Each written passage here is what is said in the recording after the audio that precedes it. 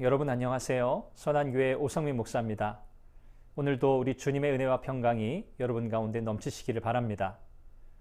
오늘은 출애굽기 20장 1절에서 17절 말씀을 통해서 십계명에 대해 말씀을 나누려고 합니다. 오늘도 말씀의 은혜가 충만하시기를 바라고 믿음으로 승리하는 복된 날이 되시기를 바랍니다. 10월 29일 말씀과 만남 시작합니다. 하나님은 시내산 언약을 통해 하나님과 이스라엘 백성 사이의 관계에 대해 말씀하셨습니다. 여호와 하나님께서 이스라엘의 하나님이 되고 이스라엘을 자신의 특별한 소유로 삼겠다는 언약의 내용을 기초로 구체적인 언약의 내용인 십계명을 말씀하십니다.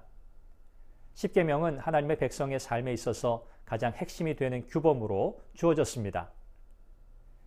십계명의 전반부는 이스라엘에게 하나님은 오직 여호와 하나님 한 분뿐임을 강조합니다.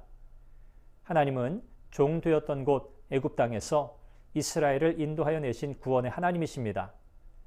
이 사실이 3절 이하에 열거되는 언약의 출발점입니다. 따라서 시내산 언약은 하나님의 구원으로부터 시작됩니다. 3절에서 6절에서 하나님 외에 다른 신을 만들지 말며 섬기지 말라고 요구하십니다. 이 명령은 출애굽기 19장 5절에서 8절에 언급된 언약의 관계에 기초하여 주어진 것입니다. 다른 신을 섬기는 행위들은 하나님과의 관계를 파괴하는 것으로 결코 용납될 수 없는 것입니다. 우상 숭배는 하나님과의 관계를 뿌리부터 흔들어 놓기 때문입니다. 그래서 질투하는, 미워하는 등의 용어로 강조하여 설명하고 있습니다. 십계명이 하나님과의 관계에 대해 먼저 기록하고 있다는 점에 주목해야 합니다.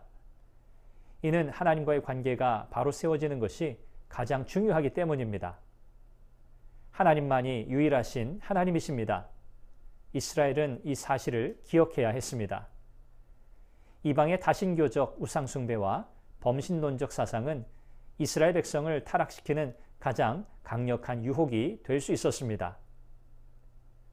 자신의 사사로운 욕심에 이끌려서 하나님과의 관계를 소홀히 하거나 외면하는 태도는 하나님 외에 다른 것을 더 의지하고 따르는 행위와 같습니다.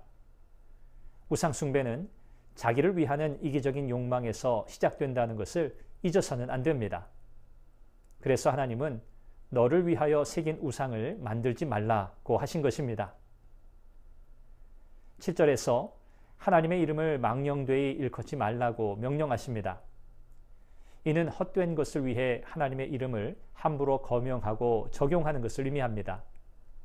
이는 하나님의 거룩하심을 훼손하는 심각한 죄입니다. 잘못된 목적이나 자신의 사사로운 목적을 이루기 위해 하나님의 이름을 내세우는 것, 예를 들어 하나님의 이름으로 맹세하는 것이 여기에 해당됩니다. 하나님의 모든 이름과 칭호는 마땅히 영광과 찬양을 받으셔야 합니다. 누구든지 하나님의 이름을 욕되게 하고 거룩하심을 훼손하는 사람은 징벌을 받게 될 것입니다. 우리는 하나님의 거룩하신 이름을 영화롭게 해야 합니다. 이것이 성도와 교회의 사명입니다. 12절 이하에는 부모를 포함하여 모든 이웃에게 행할 일에 대해 말씀합니다. 사사로운 욕심을 채우기 위해 부모를 포함하여 이웃들을 해롭게 하는 일은 하나님의 백성으로서 마땅히 경계해야 합니다. 특별히 부모를 공경하라는 계명을 중요하게 다루시는데, 왜냐하면 부모 공경이야말로 세상 모든 질서와 도덕을 세우는 기본이기 때문입니다.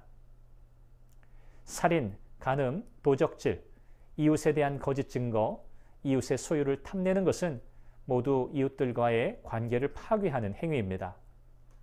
하나님의 백성으로 산다는 것은 남들이 보기에 좋은 삶을 사는 것이 아니라 진심을 다해 하나님이 기뻐하시는 것을 적극적으로 행하고 하나님이 미워하시는 것을 미워하고 멀리하는 것입니다. 이 땅에서 하나님의 백성으로 산다는 것은 결코 쉬운 일이 아닙니다.